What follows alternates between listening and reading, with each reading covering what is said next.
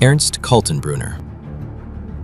A lawyer with a penchant for prison? It seems this attorney had an aversion to lasting freedom. In fact, if there were an award for a commitment to life behind bars, Ernst Kaltenbrunner would have been the top contender. Most people study the law to uphold it. Ernst Kaltenbrunner studied the law to exploit it. Even more terrifying, he became the very hand that rewrote the laws for the devil himself.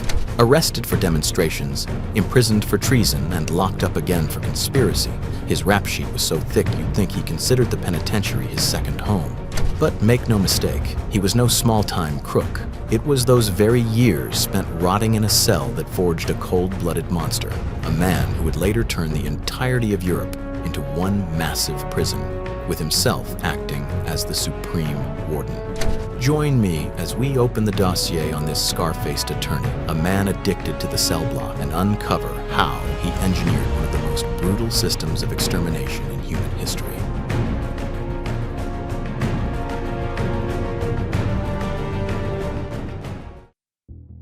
Austria in the early 20th century was a land defined by classical music and romantic waltzes. In 1903, in a small town named Ried im Innkreis, Ernst came into the world. His father, Hugo Kaltenbrunner, was a prestigious attorney. By all accounts, Ernst should have had a smooth, predictable future filled with tailored suits, white collars, and administrative rulings. But no, his first school was the family dinner table, the very place where his father, Hugo, force-fed his son the ideology of pan-Germanism. They believed Germans were the master race and that every problem in the world was the fault of the Jews. While other children were listening to fairy tales, Ernst grew up on sermons of racial purity and hatred. It is worth noting that Ernst had a childhood friend. Guess who? Adolf Eichmann, the future brutal Nazi leader, the architect of the Holocaust. The two boys grew up together, only to join forces decades later to sign off on plans to exterminate millions. Fate, it seems, is truly a ruthless screenwriter. When the family moved to Linz, Kaltenbrunner enrolled in the State Real Gymnasium, one of the most advanced high schools in the German system at the time. A bit later, Ernst carried his hulking frame, standing at a towering 6 feet 4 inches, to the University of Graz to study law.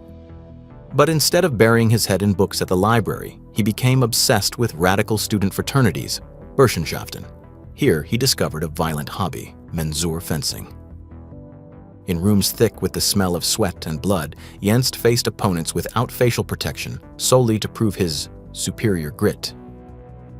Razor-sharp blades slashed his face, leaving deep gashes from ear to chin. To him, this wasn't an injury, it was a glorious mark, a rite of passage into manhood. Many claimed he was in a car accident, but in reality, those were scars of honor he flaunted with pride.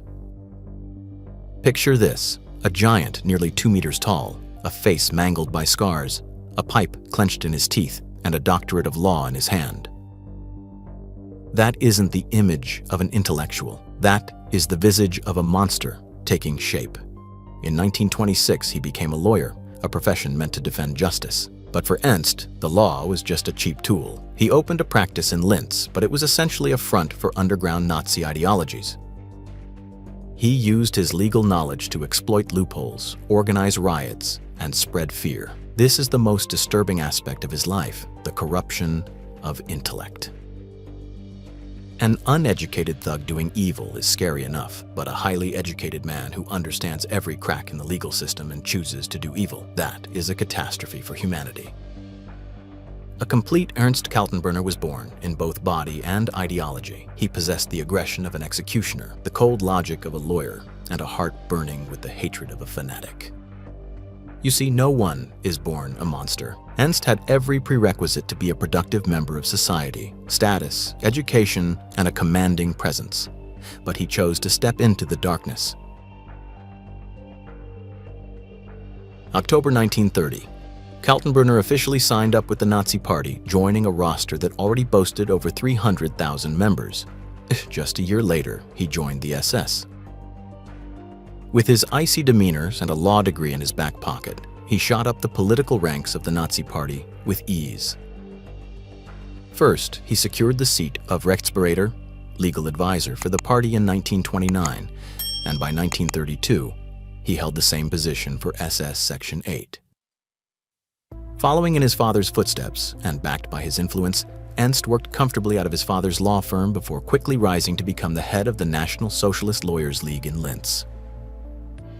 Picture this, a pristine law office in Linz, lined with thick law books and smelling of fresh timber. Clients didn't walk through those doors to settle property disputes or file for divorce. They came for marching orders. Kaltenbrunner used his title as a doctor of law as the perfect shield. He didn't need to take to the streets with a gun in hand. Instead, he used legal counsel to provide cover for the SS's terrorist activities in Austria, which at the time was still an illegal organization. Here is the kicker. He knew exactly how to exploit the cracks in the Austrian constitution to funnel money, weapons, and directives straight from Germany. This wasn't the work of an impulsive kid fencing in a frat house anymore. This was the cold, calculated strategy of a mastermind. By 1934, the Austrian authorities had enough of this snake in the grass and threw him into the Kaisersteinbruch concentration camp. But once inside, Kaltenbrunner put on a masterclass in manipulation. He didn't scream or riot. He simply stopped eating. Visualize a 6'4" giant, gaunt from starvation, face sunken, but with eyes glaring like a caged wolf. He led a hunger strike of Nazi prisoners, forcing the Austrian government to blink first. The result? He won. The authorities released him after just a few months, and hundreds of other prisoners rode his coattails to freedom. You see, Ernst didn't fear death, and that made him incredibly dangerous. To him, death, whether his own or someone else's, was just another pawn on the political chessboard. In 1935, he was back in the slammer on suspicion of high treason. While that specific charge didn't stick, he was convicted of conspiracy, sentenced to 6 months, and stripped of his license to practice law. Ernst didn't flinch. He officially became the shadow leader of the Austrian SS. To keep Heinrich Himmler, Reinhard Heydrich, and Heinz Jost in the loop, Kaltenbrunner constantly shuttled back and forth to Bavaria, returning with cash and orders for his Austrian comrades. He was arrested again in 1937, accused of heading the illegal Nazi organization in Upper Austria, but once again, he was back on the streets in no time. His stubborn resilience and absolute loyalty finally caught the eye of the SS chief himself, Heinrich Himmler. Then came 1938. The Anschluss, the annexation of Austria, hit like a bomb. While the world watched in shock as German troops poured across the border, Kaltenbrunner was in Vienna, unlocking the gates from the inside. He stepped out of the shadows and into the light, clad in the pitch-black SS uniform, wielding absolute power. Overnight, he went from a wanted fugitive to the state secretary for security in Austria. And what was the first act of this patriotic lawyer? He established the Mauthausen concentration camp. He didn't build schools. He broke ground on a slaughterhouse right in his own homeland. Kaltenbrunner took the very doctorate of law his father was so proud of and used it to dismantle a nation's legal system. Do you think he ever felt a pang of regret during those late nights in his dark office in Linz? I doubt it. To him, the only order that mattered was the order of the gun and racial purity. We are often terrified of the thug holding a knife, but in reality, it is the men sitting in offices, using their intellect to legalize evil, who are the most terrifying. Kaltenbrunner was the living embodiment of that systematic cruelty. To put it bluntly, the Austrian SS viewed the coordination and management of the Austrian population as their primary mission. Kaltenbrunner rose through the ranks with terrifying speed, eventually landing the top spot as the higher SS and police leader, Höherer SS und Polizeiführer, HSSPF, for the Danube district. He was the supreme SS commander in Austria. He was eager, active, and ruthlessly efficient, the kind of employee any modern corporate boss would kill to have. Acting on Hermann Göring's orders, Kaltenbrunner was quickly named State Secretary for Public Security in the Seyss-Inquart cabinet. In 1938, after throwing Austria's doors wide open to the Nazi forces, Ernst Kaltenbrunner was no longer an underground lawyer. He stepped into the spotlight wearing the uniform of an SS general, but this was merely the opening act for a series of horrors he would personally direct. His first major move upon taking power in his homeland wasn't to build the economy, but to select a site named Mauthausen. He didn't build a factory, he built a slaughterhouse for the Reich.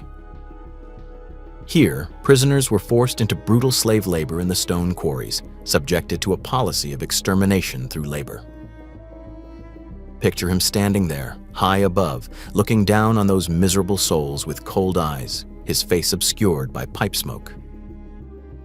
To him, human beings were nothing more than raw material for empire building. Mauthausen became one of the most brutal camps in the system, a place where death was the only escape. Throughout his tenure, Kaltenbrunner developed an impressive intelligence network, stretching from Austria across the southeast. This eventually brought him to Himmler's attention, leading to his ultimate promotion in January 1943, director of the RSHA. In 1942, the blonde beast, Reinhard Heydrich, was assassinated in Prague. The chair of the Reich Main Security Office, RSHA, sat empty. Himmler needed someone ruthless, loyal, and, crucially, someone with the cold mind of a lawyer to legalize genocide. In January 1943, Kaltenbrunner took that seat. From this throne, he controlled the entire Gestapo secret police and the SD intelligence network. You know what was most terrifying about him? His diligence. Unlike generals who liked to posture on the front lines, Kaltenbrunner was a desk-bound butcher. He signed thousands of execution warrants a day as casually as if he were signing invoices for groceries. Tragically, his childhood friendship with Adolf Eichmann now evolved into a devilish alliance. As the war entered its final, desperate stages, instead of trying to salvage the military situation, Kaltenbrunner poured his energy into the final solution. Like many ideological fanatics in the regime, Kaltenbrunner was a virulent anti-Semite. He was present at a meeting in December 1940 where it was decided to exterminate all Jews incapable of heavy labor. It is also a documented fact that this brute held a personal vendetta against homosexuality. In July 1943, Kaltenbrunner tried to persuade the Nazi Ministry of Justice to grant him the authority to forcibly castrate proven homosexuals. While that specific bureaucratic effort failed, he successfully convinced the military to prosecute thousands of gay men. In the summer of 1943, Kaltenbrunner conducted his second inspection of the Mauthausen-Gusen concentration camp.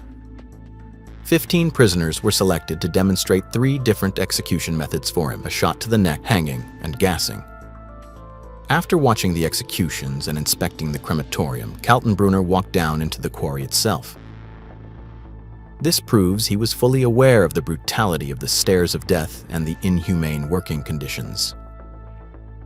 According to various sources, he once expressed that clearing Jews out of Italy was a matter of special interest for general security.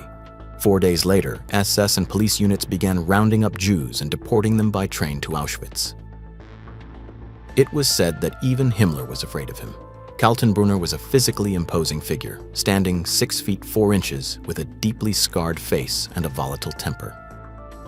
He was also a longtime friend of Otto Skorzeny, assigning him numerous secret missions and allowing Skorzeny to become one of Hitler's favorite commandos.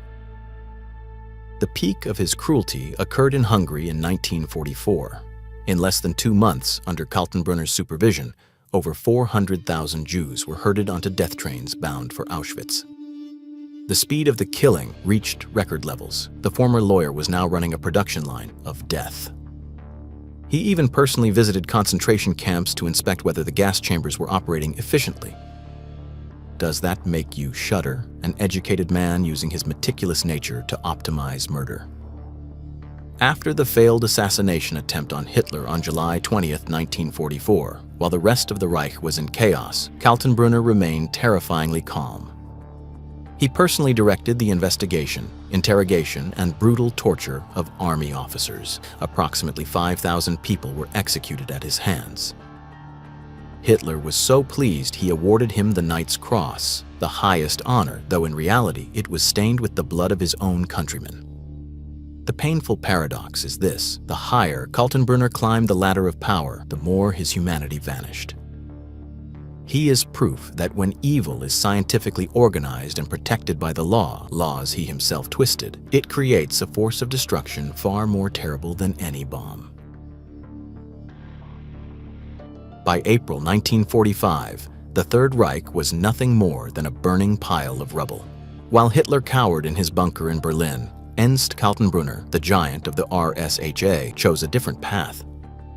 He didn't opt for the glorious death he had preached so fervently. He chose to save his own skin.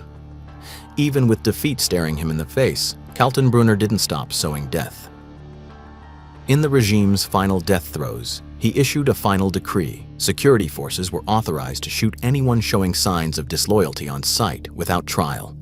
He even ordered the liquidation of key political prisoners before the Allies could reach them. A man who spent his life building the law of the Reich spent his final moments destroying every shred of legal process to satisfy a last bloodlust. This was Kaltenbrunner's true nature revealed, a cornered beast lashing out. He fled south, heading for the Altötting region in the Alps, an area known as the Alpine Fortress, Alpine Redoubt. He didn't travel light. He carried a massive hoard of wealth, hoping to lie low and wait for the storm to pass. To erase the tracks of a powerful RSHA director, he tossed his official seal and classified documents into the depths of a lake. He shed his blood-soaked SS uniform, donning the civilian clothes of a country doctor. He holed up in a remote cabin atop a snowy peak, guarding his bag of gold and loaded guns day and night. But fate has a wicked sense of humor when it comes to cunning. A U.S. military patrol eventually closed in on his cabin. Even then, Kaltenbrunner maintained the icy composure of a lawyer. He confidently presented forged papers, identifying himself as a doctor and insisting he had no involvement in politics.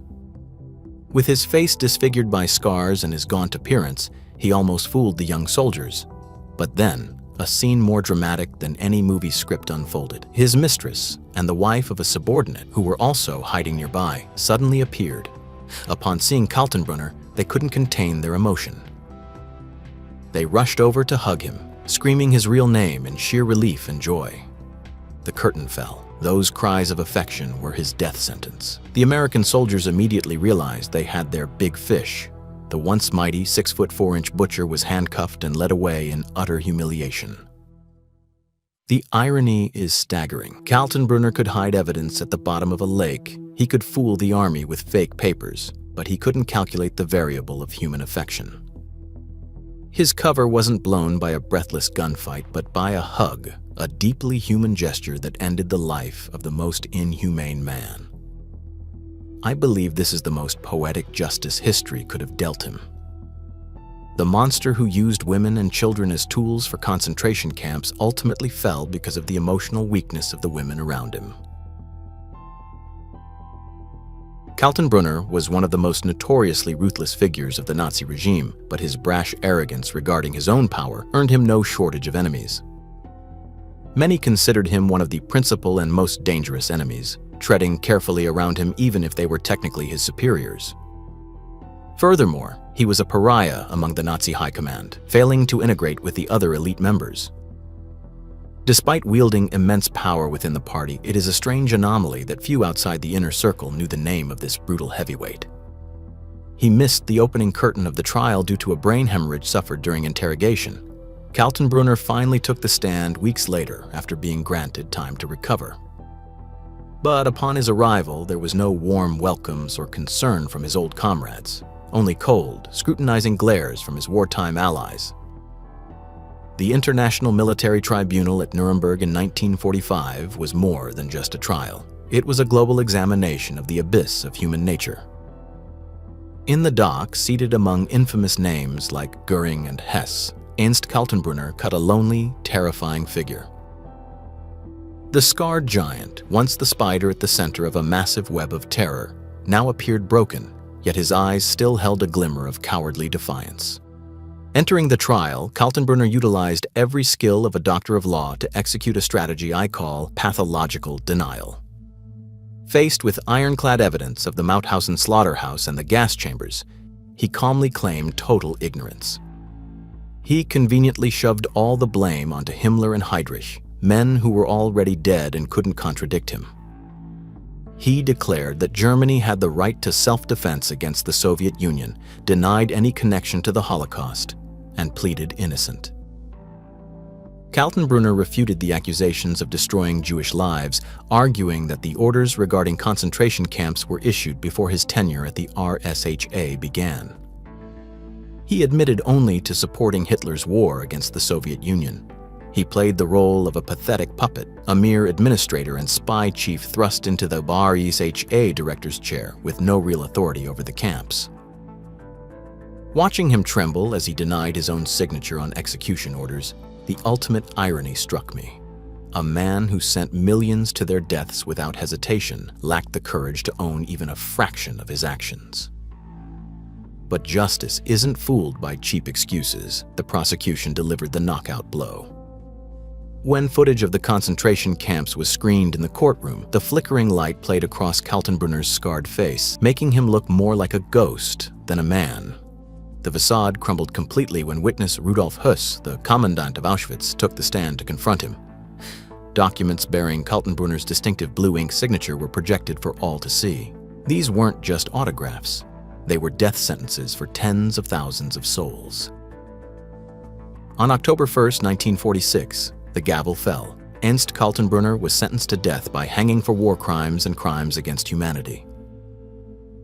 On October 16th, he walked to the gallows, maintaining an unnerving coldness to the very end. After the execution, to prevent his grave from becoming a shrine for neo-Nazi remnants, his body was cremated. His ashes were secretly scattered into the Isar River. No tombstone, no flowers. The towering monster vanished into nothingness, leaving behind only a scar on human history that will never heal. The curtain falls on the story of Ernst Kaltenbrunner, but the scars he carved into the face of history have never truly healed. He went from an unemployed lawyer who treated prison like a second home to a man who climbed the ranks by attempting to turn the entire world into one giant mass grave. He was a man who studied the law, yet he weaponized his intellect to design invisible guillotines. In the end, the very justice he once despised dragged him right back to where he started, a cramped cell and a dangling rope at Nuremberg. We are often terrified of uneducated thugs running amok, but ask yourself this: is there anything more terrifying than a monster with a degree, an education, and absolute power? If Hitler had never risen to power, perhaps Kaltenbrunner would have simply been a successful attorney, flaunting those heroic dueling scars as badges of honor. What do you think? Was the blood of a monster always coursing through his veins, just waiting for the right moment to erupt? Or did the chaos of the times and Nazi ideology twist an intellectual into a butcher,